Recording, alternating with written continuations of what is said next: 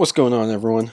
My name's DeBarber, and no, I haven't really done anything. I did that little Raid Shadow Let's Play thing, but that game kind of draws on a little bit too much. I mean, yeah, it's fun, and collecting heroes is always fun, so if it is that type of game.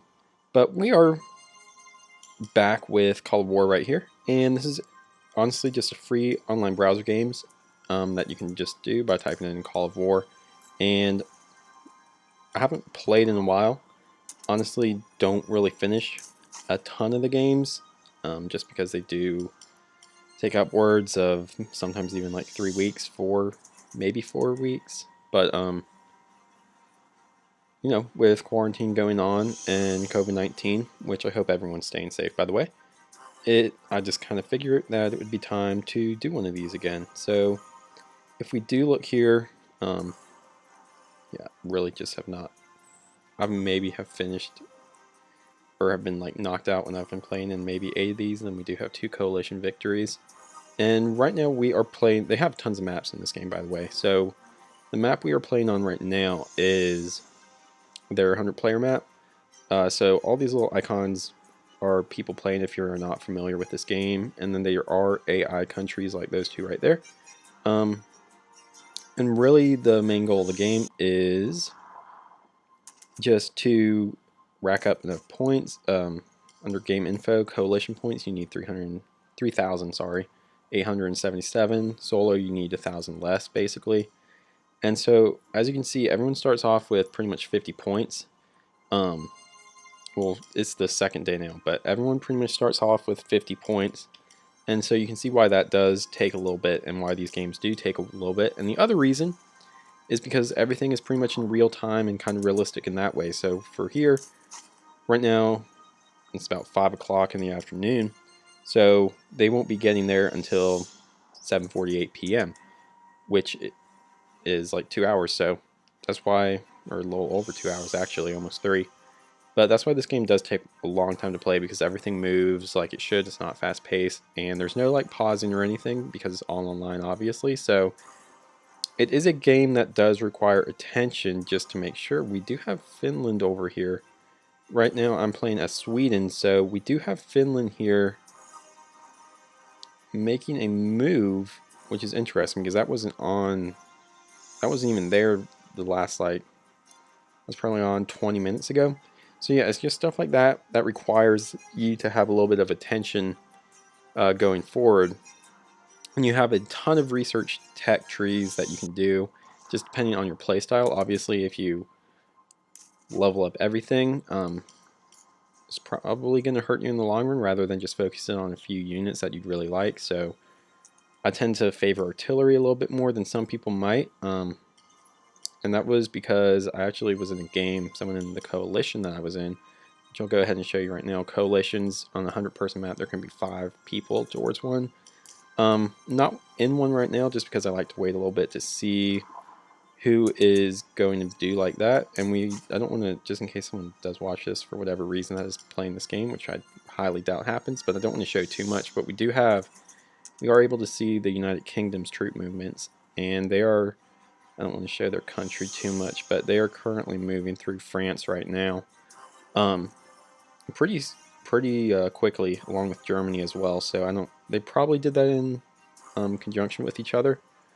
I doubt they did that both just on their own, but if you can see, very experienced player, level 88, and Germany as well is up there as well. I think they're level 60 something. So I chose Sweden. I kind of like Sweden's start point up here in Scandinavia, hence the name. We're creating the Scandinavian Empire right here. Already in the process of conquering Norway. That will happen by the end of the day, which is, the days in this game are for full 24 hours. So right now what I'm thinking, I was planning on invading Finland anyway, but they might go ahead and start first. We do have a few tanks almost ready. You can spend gold to speed things up, but I really only would like to do so if it's absolutely mandatory. I'm not one that would just like to bull rush people just outright. And then another cool thing is it does have an open market, and people or AI players put stuff on. I think AI players can, but it might just be other actual players. and you can go ahead and buy stuff. So you have your rare materials, which is needed for researching, oil, tanks, and like machinery basically. And each city, you can have a few buildings here as well. So infrastructure is pretty much needed for most mechanical things, while barracks and industrial complexes are only needed for like infantry and stuff like that. So then you do have airports, and you also have naval. So I'm creating a submarine right now. Subs are pretty good. Don't require a ton of resources and are pretty effective against ships, which kind of just want to protect that area a little bit, just from Finland a bit. But if everything does work out, by the end of probably day 4, we'll have all of Finland. We do have communist or Central Russia moving in on Arkhangelsk. That's the best way I can pronounce that. But actually is happening fairly quickly, being that it's only the start of the second day. But yeah, so right now we are attacking Norway. Those troops, we probably should be fine, even though they have lower health. Probably level those up to level 2 and they'll be fine. And then we have our armored car and infantry attacking them, which I could have sworn that they just had 50 some health. So I don't know how that boosted, but we do have our fighter attacking that infantry unit as well. These two infantry units, I don't believe there's any more troops over here, but if there is, 2 should be enough, especially when they upgrade to level 2, which we're doing, and we're unlocking interceptors right now. And then we've already unlocked tanks, light tanks, and tactical bomber and submarines, and then all of our nuclear slash like seeker stuff gets unlocked on day 4.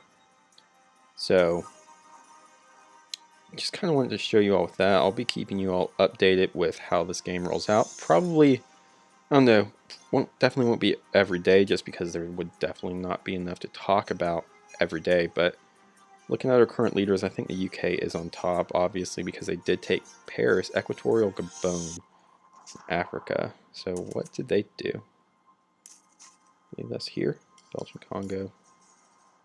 What have they taken that has given them? Oh. What was that, a corp? Belgian Congo. Okay, so they're attacking Belgian Congo. That's who they're attacking. And we have Tanganyika also attacking the Belgian Congo right now. So that's interesting in Africa. And going back here, waiting for these tanks to develop and infantry to level up to level 2 before we start anything here.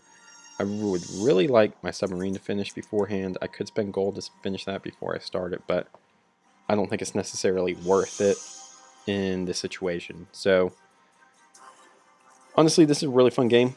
It's, as I said, it's called Call of War, and might leave a link in the description if you all want to check it out. It's not necessarily so much pay to play, especially when you're in a co.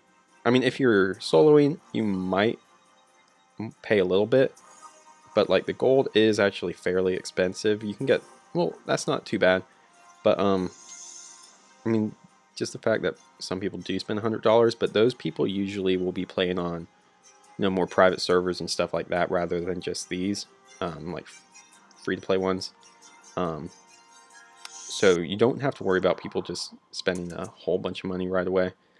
So I will say that is still fairly balanced in that sense. But going forward, we're upgrading this to level 2 to increase our production speed as well with that. And then with Stockholm, our capital, I'm getting an air runway down. And I think the next thing we're going to do is actually upgrade that runway a bit to get a place to build tactical bombers.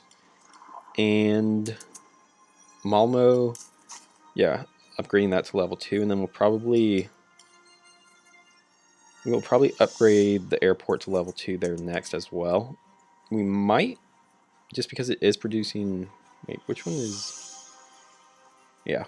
And then we did capture Oslo from Norway, which was just an AI player, and luckily they already had a level 2 infrastructure or industrial complex that we just need to repair, so that saves a lot of resources. So I appreciate you all for watching. Probably put an update video next 2-ish days, maybe around day 4, or just if something does go wrong with Finland, or we are able to capture them. So we'll just have to see how this game plays out. That's the fun part of it. You never really know what you're going to expect, just because the countries are all different, as they're all controlled by different people every game. So it's not something you're going to get really bored at unless you just start just run out of interest. But it's not like a game that the gameplay of it gets boring. It's more your interest and focus on other things that prevents you from playing this. So we will be working on creating an empire from Sweden and conquering all of Scandinavia, while keeping an eye out for Central Russia. So I appreciate you all for watching. Again, my name is DeBurber. If you want to click that subscribe button or leave a like button. And I hope you all stay safe with the COVID-19 going out there, and I will see you all later.